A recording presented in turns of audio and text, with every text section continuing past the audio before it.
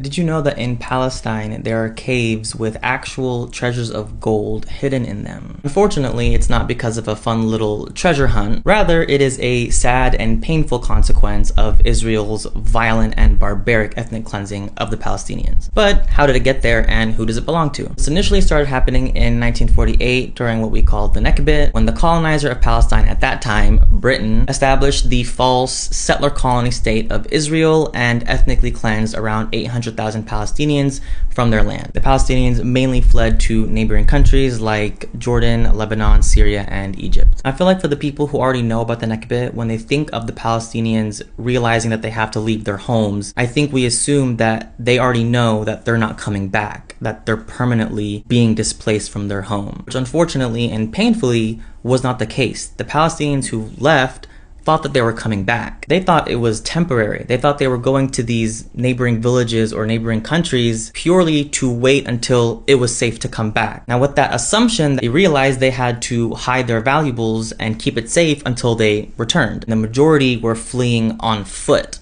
and walking miles and miles, unable to carry all of their valuables. So what they did is they took big containers, filled it with their valuables, and hid them in caves near their village or on the way to where they were heading. For those of y'all who don't know, Palestinians are really big on gold, specifically the gold jewelry for Palestinian women that is given to them as part of their dowry when they get married. So they would place their jewelry in things like a jarra, which is a clay pot, or in their sunduk al-kiswa, which was a wooden chest, like a big wooden box that they received on their wedding. It was a chest that they would use to hold all of their valuables, like their gold or their valuable and precious clothes. So they'd fill these clay pots or these wooden chests with her gold, any money or gold coins, silver coins that the family had, any expensive household items like pots, trays. Very few Palestinians were able to go back, but the vast majority of the 800,000 that were displaced, most of them